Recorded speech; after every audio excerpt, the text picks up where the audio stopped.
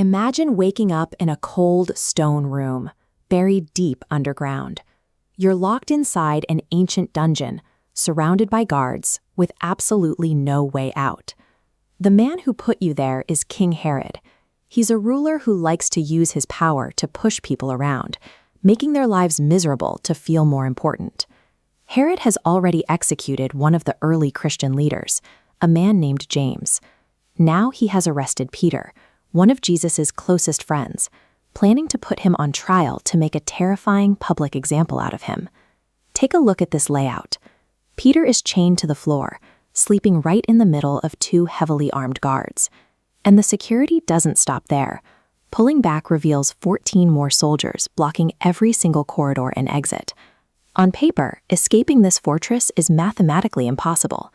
This is exactly how bullies operate. They rely on overwhelming physical force to guarantee nobody can stand against them. But miles away from that grim prison, there's a very different scene unfolding. Inside a quiet city house, Peter's friends are huddled together in the dead of night. These are the people Peter trusts most. They've become like a second family, and right now they are refusing to give up on him. They know Peter is scheduled to die in the morning, yet they aren't sharpening swords or drawing up violent rescue plans. Instead, they stay awake, talking to God. The contrast is incredibly stark. King Herod has stacked all his chips on heavy chains and loyal armies, while Peter's friends are putting their weight on prayer.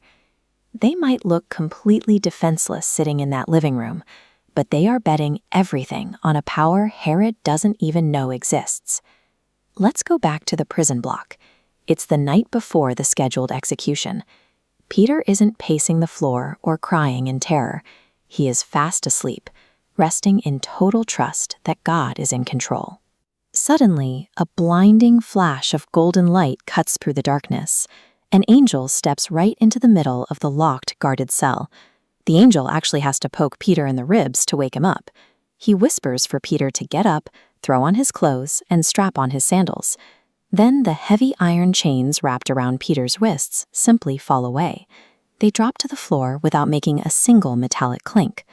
Through all this sudden movement and bright light, the two soldiers sleeping shoulder to shoulder with Peter don't even twitch.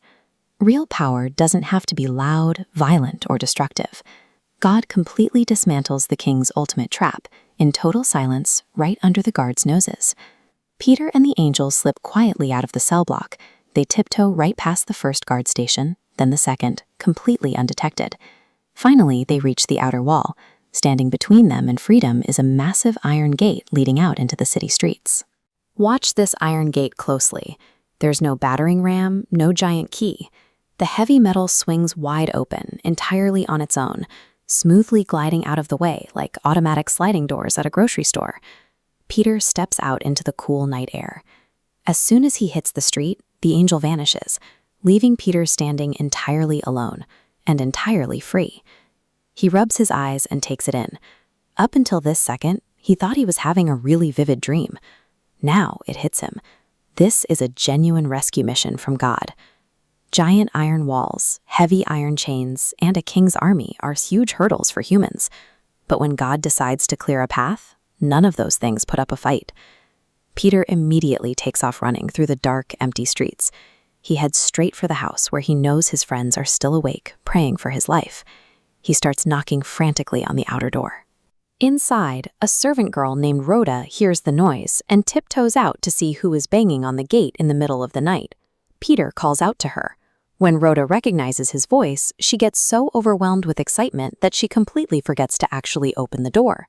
Instead, she turns around and sprints back inside to scream the good news at everyone, leaving the newly escaped fugitive awkwardly stuck out on the porch, still mocking.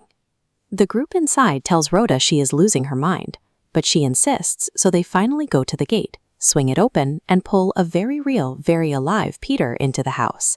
They are absolutely stunned. They had been praying for this exact outcome all night, yet when God answers their desperate request so perfectly, it catches them completely by surprise. Shortly after this, King Herod throws a massive public event. He dresses himself up in incredibly expensive, shining royal robes, sits on his throne, and delivers a pompous speech to a huge crowd. The crowd starts shouting that his voice doesn't sound like a regular man, but like the voice of a god. Herod stands there, letting the praise wash over him. Instead of correcting them, he takes all the credit for himself, soaking in the worship. Because of his pride and cruelty, an angel strikes him down right on the spot. His body is suddenly overtaken and eaten by worms. While Herod meets a nasty, public end, Peter's friends, including men like Barnabas and Saul, keep traveling and quietly sharing God's message everywhere they go. People who rely on pride, chains, and fear eventually run out of strength, but God's power will always clear a path to protect his people and spread his message of love.